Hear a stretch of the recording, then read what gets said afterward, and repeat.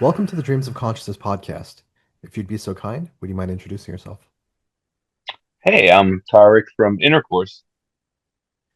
And Tarek, how would you describe the music of Intercourse? I would describe it as noise rock slash hardcore or noisecore. Yeah, Noisecore. And in terms of what those terms mean, do you feel like discordance is a big part of your sound? yeah. Discordance, we have blast beats. Um, the guitars are distorted most of the time. The bass, well, not most of the time. Yeah, it's distorted. It's kind of like punk, but sometimes it's kind of like sludge metal. Sometimes it's grindy, sometimes it's hardcore. We tend to go all over the place. Yeah. Can you tell me a little bit about the history of Intercourse? How did this project come together? We started in 2013 because I was just sick of being in metal bands. And I was 29, I was about to turn 30, and I just wanted to do something. I had been in like five bands throughout my 20s. I just wanted to start one really cool band and see how long I could keep it going. When you So, say, sorry, go ahead. no, go ahead.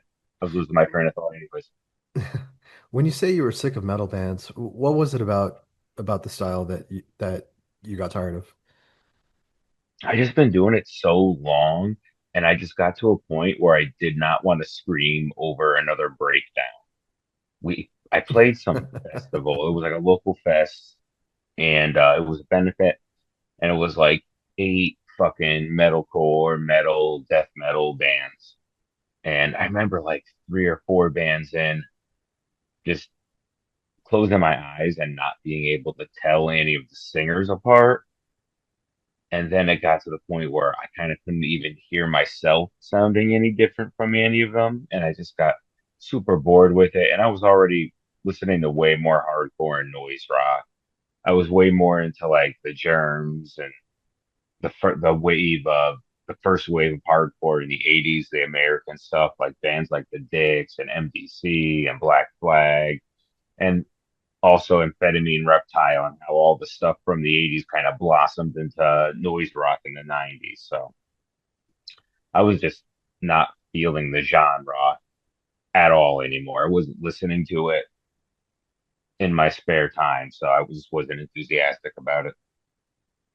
Was part of the idea behind Intercourse to do something that was much more open in terms of music, not as Yes. boxed in as like metal and metalcore and those kind of. Yeah, exactly. Just something with a lack of boundaries, as I like to call it. How did you meet your other bandmates? Were they people you knew from the scene? Well, so Intercourse had three other people in it originally, and we played one show before we went on a tour where I kind of had a feeling our current drummer, wasn't going to last much longer. And he ended up like leaving 2 days into this. It wasn't a serious tour. It was just like 4 days down to Florida. And then, we would just drive all the way back. It was only four shows. But, anyways, at the show, this band Brunettes was playing. And I was watching their drummer and I was like, he's really good and he's really fun to watch. So I kind of ticked it in my mind. And then, like 2 weeks later, when the kid left us, I immediately messaged Caleb, who's been in the band since 2015. And I'm the only person from the original lineup, but Caleb's pretty much been in the band as long as me. And he's written a lot of the fucking music. So then we had our friend Jay Barnes joined the band in 2015, and he was in it from 2015 to 2019. And him and Caleb wrote most of the material on like Everything's Pornography and Pissing into the Abyss and our Bumwine 7 inch. And then we kind of had a minute where we kind of split up. and we got back together with Caleb's friends, Sean, who's in the band now, and Pete. And yeah, that's pretty much. So I met Caleb, and then I met everybody else through Caleb, except for Jay Barnes, who I knew forever. Was that too contrived? No, that was more or less the answer I was looking for. Uh, Yeah, the band history is weird with us because there's been so many people in and out of the band. If I went through everybody, we'd be here all night. sure, I understand. I mean, I'm somebody who likes death metal, but also likes noise rock, and it's hard to find people who are into, sludgy, noisy, flipper kind of stuff and Black Flag, and also into blast beats. Uh, so when you met Caleb, it must have been, you know, uh, you guys must see things in a very similar light. Yeah, he's really cool. He's like 10 years younger than me, but he's a very big black metal fan. And he's also into death metal a lot too. But yeah, we're all over the place with the things we like, you know? And he also writes a lot of the music. Did I say that? Like he also plays guitar and fucking has probably written like 75% of the songs we've had in the band since he's joined it. But yeah, we appreciate like a lot of death metal, like a lot of the old 90s stuff, or even there was a lot of cool stuff that 20 Bucks Spin was putting out a few years ago, like that band Scorch was really cool. And well, everyone loves Tomb Mold. Oh, there was another band on that label called Ghastly.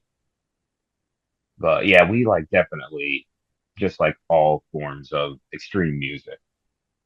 And we kind of wanted to combine that In terms with of, some pop sensibility. well, explain the pop sensibility side. Is it the song length? Like, what is it about pop music and that Uh, style that you draw from? you know what? I'm kind of kidding. Um, I do like simple ass shit though, and Yeah, like we definitely have a rule where we try to keep shit as like short and to the point as possible. So yeah, I guess in that respect, it is kind of poppy. yeah. I Yeah. mean, the songs are catchy, right? There are a lot of hooks in Intercourse's music. Oh, nice. Am I doing hooks? A You little mean bit. like vocal hooks? Uh, Nice. uh, I don't well, know because I hear it so you can't be objective when you write and record it. It's just yeah. impossible. Well, I don't know about vocal hooks, but I was a big Dead Guy fan, and definitely like a lot of his lyrics would kind of stick with you after the fact, and I feel like you share that with Dead Guy. Like, I think Thank of you. I love that guy. I think of some of the some of the lyrics you have about like podcasts about I wish I had let me look for the line. Listening to podcasts where famous people complain about problems I wish I had. Like that's a line that sticks with you. Yeah, man. And if that's just not a sign of our times, like slaving away at work, like just miserable, listening to some fucking comedian on a podcast, like Joe Rogan talking about the sauna he got built in the back of his fucking house. His Well, you elk just meat, like, his yeah, his fridge man, full we'll of check. elk meat. I really want to get Chipotle today, but I can't really afford it, so I'm going to get Taco Bell. Yeah. When you write your lyrics, do you do a lot of free writing? Is it a lot of like stuff that's on your mind and then you consolidate it to the song? Yeah, pretty much. I mean, it's kind of a mix, but I try to make it as straightforward and like you want it to be good, and sometimes there's definitely like poetry and language you hear when people talk. Like I'll hear shit all the time from like conversations. You can't talk to me because I'm mining it for bits for songs, but I try to deliver it as straightforward and as little pretension as possible. But at the same time, try to make it like a song and see if I can make it kind of artsy fartsy so I could feel like a poet. Yeah. As far as the Yes. writing that you and Caleb and the other guys do, is it separate or do you guys come up with riffs and arrangements together?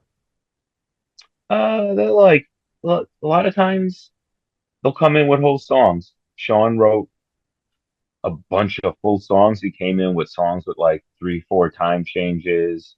And then, maybe like Pete will bring a riff in and then we'll fuck with it and turn it into a full song. But it's kind of both, just depending on where we have as a jumping off point. Are the songs usually complete by the time you hear them? Me, Yeah. uh, no, not all the times. Okay. To me, a song isn't complete until the drums are on it because that just dictates everything. So if Right. I get three or four riffs like together in song form, like it's the riffs are written, but I never know what I'm gonna do because I don't know where the drums are gonna take it, and that's kind of the life of any good rock and roll band. Like drums are the most important instrument.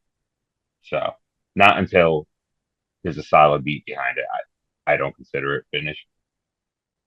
I mean, I think, especially coming from a metal background, people, when people say that drums are the most important instrument, I think that's a feeling that a lot of people share. But I'm curious if you can elaborate on that. Like, why do you feel that the drums are the most important instrument?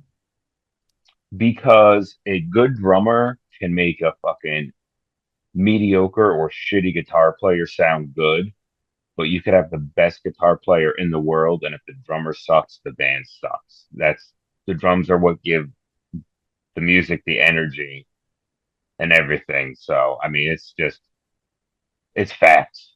It's just a it's just a fact, man. If you talk to any musician, they'll tell you Yeah, like anybody would rather play with a the better your drummer is, just the better your band. Because it's just high energy music, yeah. you know? I, yeah, I think the difference between a good band and a great band is a great drummer. Oh, absolutely. When I see bands live, I generally watch the singer or the drummer. Yeah. In terms of the songs that you said Sean comes up with mostly complete, are are Sean and Caleb demoing stuff on like a DAW, like Pro Tools or something like that? Yeah, well, we demoed everything before we went into the studio. Usually it starts off like just a cell phone video or a just a voice recording of a riff. But yeah, we fucking demoed everything in Pete's basement. Pete figured out how to be the demo master, and yeah, every instrument, every vocal was demoed. So we kind of recorded the album twice. Right before we recorded it once for demos, right before the studio. So like we went in and we just were laser focused and didn't waste any time. So, since you guys formed in 2013, you've been averaging almost a release a year. You must be writing songs pretty quickly. Yeah, we just fucking let our inner mutant caveman take over and just try to spit them out and not overthink anything. And we love doing it. Like I don't really like do anything else. I don't really have fucking hobbies. I have a son and I go to the gym in the morning. But other than that, my life is pretty much just go to work, hang out with my son, and think about cool stuff I want to say. Read books to try and think of cool shit I want to say. That's pretty much it. That's what life's all about to me. So, Yeah. but yeah, that's where I think at our happiest when we're writing or like in the studio. I know I'm in a PR cycle right now for this album, and I just like I'm doing like two podcasts a week, just filling out interviews all day on my break. I'm in heaven just talking about music and stupid shit all day. It's great. So, let's talk about the album that you're on the PR cycle for. It's called How I Fell in Love with a Void, and it will be released on September 12th through Brutal Panda Records. Did you go into this album wanting to do anything different from your previous albums? Did you go in with any specific intention? Definitely wanted to be less. I wanted to like. I personally wanted to tone down like the silliness a little bit, just because I felt like every now and then people would kind of like feel like we were like a porno grind band or like a joke band. Right. So that was definitely a conscious decision, but it's also a fine line. Cause like there's gotta like I can't take anything seriously, and there has to be some humor in it. That's like our thing. That's just part of how I am. I could be bleeding to death, and I'll probably crack a joke. I know there was a real emphasis on songwriting. I know Sean like really fucking dug deep and worked on writing real cohesive and interesting songs. And there was also an effort to make longer songs because most of our albums, we have a lot of minute long songs. And there's only one song that's a minute long on this one. Everything averages like 2 to 3 minutes. So we wanted to hit some more like traditional songwriting goalpost on this one. And also we just wanted like it to have a solid vibe and be like one of those albums that just I don't know. I guess it's just one of those albums that just has a solid fucking vibe and is just fun to listen to all the way through and doesn't overstay its welcome. Yeah. Yeah, did that answer your question? Yeah, it I'm does. gonna ask that after every question too, just so you know. uh, it in terms of, people confusing you with a porno grind band or something like that. The song titles are cryptic in a way that I think a lot of noise rock and a lot of chaotic hardcore bands will have, you know, funny or almost like uh, I don't want to use the word ironic, but kind of very flippant song titles Hmm. that, it seems funny, but at the same time, the stuff that they're singing about is very serious. Do you feel like there's a disconnect between what you're singing about, which sometimes, you address very serious things like suicide, um, and the song titles, and people don't necessarily uh, understand where you're coming from? Maybe sometimes for sure. I remember like I looked on the back of one of our record. I was gonna bring a record to someone at work, and our second LP is called Rule 36, and I flipped it over and I looked at the song titles, and it was like Peter Woodcock's Dick Beaters was one title, and then like the next one was Dr. Catheter, which doesn't even have anything to do with catheters. It's if you ever watch Gremlins 2, that's the name of the doctor in it. It's that Okay. fucking Christopher Lee's character is called Dr. Catheter. And I was like, oh, that's a cool name. So it has nothing to do with dicks. But yeah, I saw that and I was like, maybe I should not do that so much. But yeah, I think there's definitely a disconnect with shit like that for sure. The last time I played music with other people, I wrote a song called Ferguson. The song was actually about my dad dying, but I didn't want to give it like some Oh kind of damn. like austere, like black metal, into the void Uh-huh. of darkness or whatever kind of song title. Like I just thought of the name Ferguson, I just wrote it down. And this was years before Michael Brown and Ferguson, Missouri and all that other kind of stuff. Um, Uh-huh. and my bandmates hated it. They hated that I gave the song like such a weird, like random title.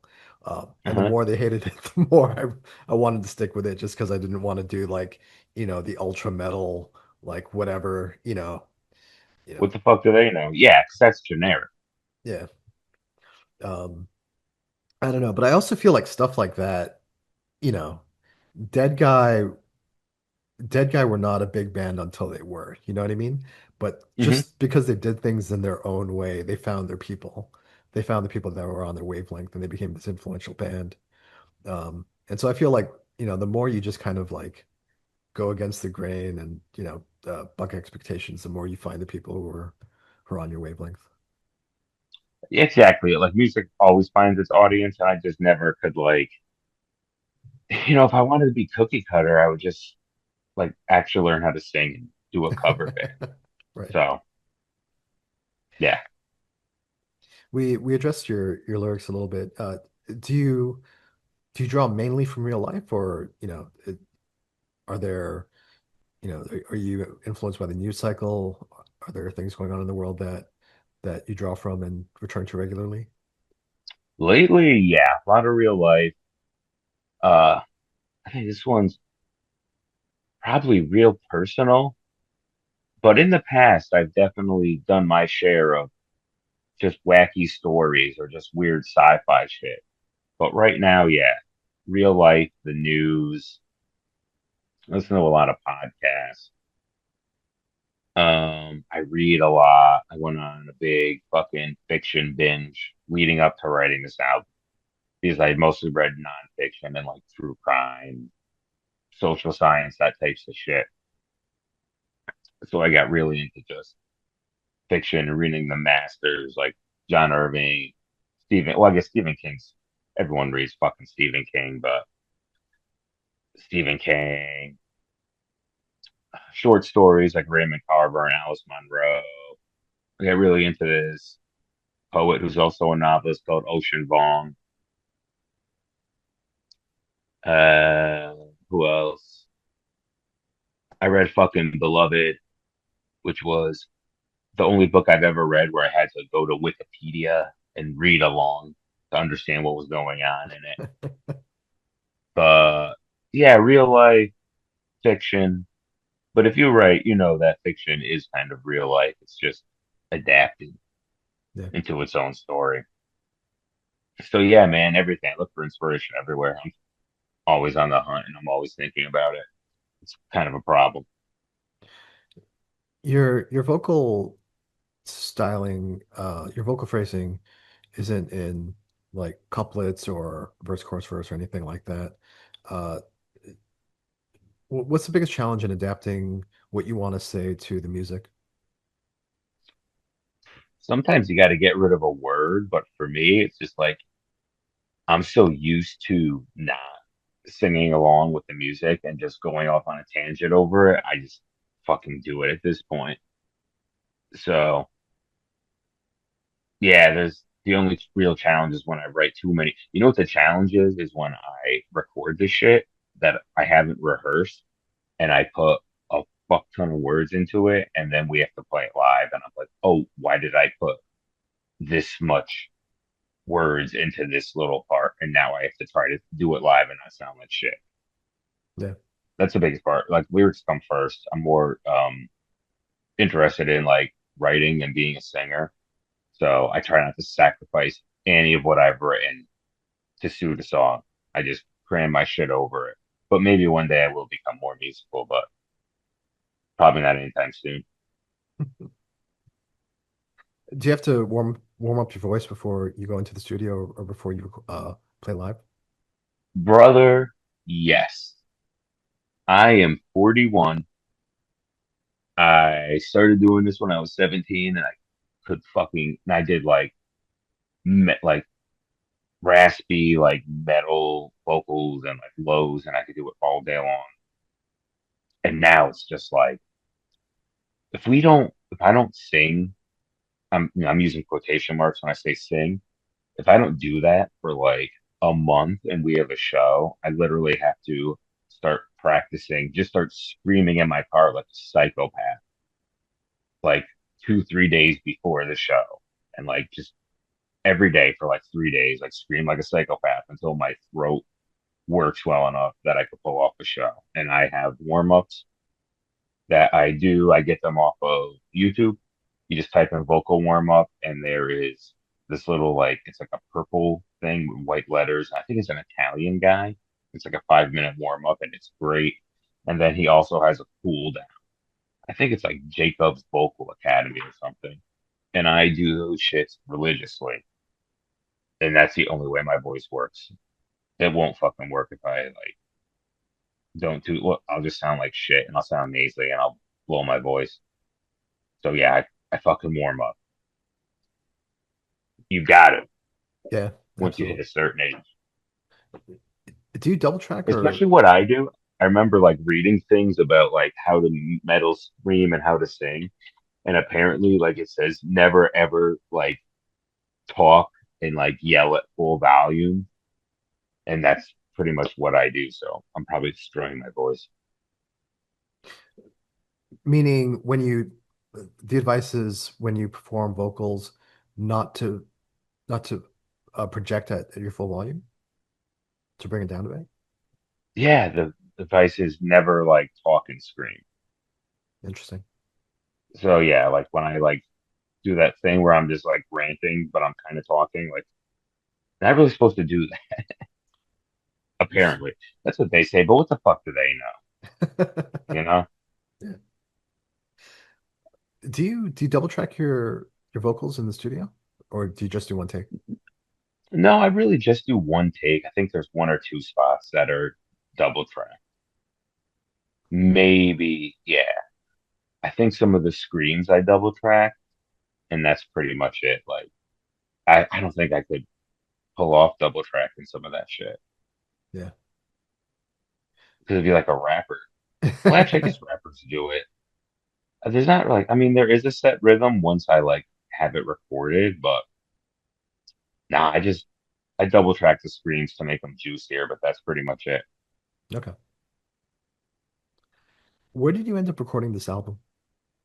Oh, it's Silver Bullet Studios in Harwington, Connecticut, which is like the owner, Greg Thomas and Chris Teddy, they're fucking horror geeks. So it's just full of memorabilia. Like there's a life-size Jack Nicholson Joker and a big fucking Jason Voorhees in the front yard and a giant werewolf. It's fucking sick. And we specifically went in October just to have the nice vibe. Did you say the nice vibe? The nice vibe. We had a spooky vibe. We got spooky. We're in Connecticut. We're in New England. There was leaves and foliage, and it was crisp. I gotcha. So Okay. yeah, that's what actually influenced our recording day. I was like, we should go to Silver Bullet in October. It'll be fun, and it was. Was this the first time that you worked at Silver Bullet? No, we recorded our last EP, Egyptian Democracy, there, and we had such a good time. And I actually like loved that EP and like listened to it a lot, which is weird. Like you don't really listen to your own music. And yeah, I enjoyed it so much. It sounded so great. And everyone had such a good time. We were like, yeah, let's do a full length there. Was it also Chris and Greg for the last one? Yeah. Well, Chris recorded us. Chris was the engineer, and Greg helped mix after that. Okay. What did you want them to bring to the sound this time around? To the finished mix? We just wanted to just fucking have a powerful, punchy recording, you know? Just like I mean, I always liked our recordings. I don't really have any recordings that I go back and listen to and are like, because I kind of like shitty recording. Not that they were shitty, but like we recorded a lot of them live, which we did mostly as an aesthetic choice, but it also makes recording so much cheaper. But I don't know, man. People would just like nobody ever really complained about our recordings, but we just wanted that big production this time. So we figured we've been doing this for a while. We're getting a buzz. Our records are selling. Let's just put our whole balls in it and our whole band account, which was fat at that point.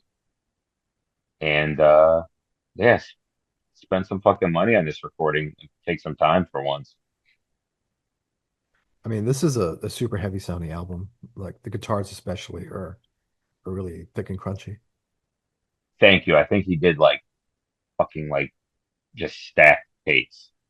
All I remember is Caleb being done in 2 days, and then Sean just sitting there for three. Caleb's our drummer, and Sean just sitting there for like three, maybe 3.5 days, and cracking guitars. It Yeah. really sucked for him. I think it paid We off were though. just sitting there eating Chipotle. It was good. Yeah, but I think it paid off. I think this is a super heavy Thank you. sounding album. I mean, Thank you. I do listen to a lot of like noise rock and cows and stuff that isn't like quote unquote heavy. Do you know what I mean? I That's more love on the Cavs. strong side. but this I feel is Hmm. like a very heavy sounding album. Yeah, we have some scrunch sometimes. We've had it in the past. I'm sure we'll bring it back. I fucking met Shannon from Cows like 2, 3 years ago when we played Caterwall.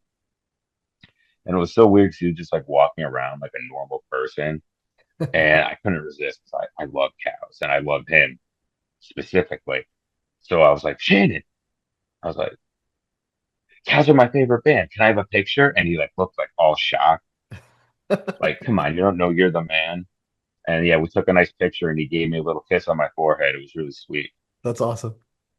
It I was spoke sick. with uh I spoke with Kevin Dunn a couple years ago. And I had to Oh tell him yeah. this, yeah, and I had to tell him the story about going with a coworker to a record shop, and we found a couple Cows albums, and I bought one and he bought the other. And he came to me the next day and he was like, "That is the worst band I've ever heard." Which one did he buy? I think he bought Sexy P Stories. Um, That's a good album. that is a good album. No, he was just a normie who listened to like Disturbed and stuff like that. Like he didn't know anything about good music, so. Oh, okay. Yeah, that makes sense. Um, Good. That's the reaction you should have. but Kevin loved that story. He was like, "We should call him now." Do you want to say anything about the gentleman who mastered the album? Oh, George Richter. Yeah. I love George. I've known George since we were fucking 13 years old. He mastered a single for us, and he mastered some of my other band, Infinity Land shit. Like he's been grinding in his basement studio. He does a podcast with that guy, where was doing it with that guy. I think it's the singer of that band, I Will Be Done. George was like front of house sound for like Hatebreed, Acacia Strain, Kingdom of Sorrow, Unearthed for years.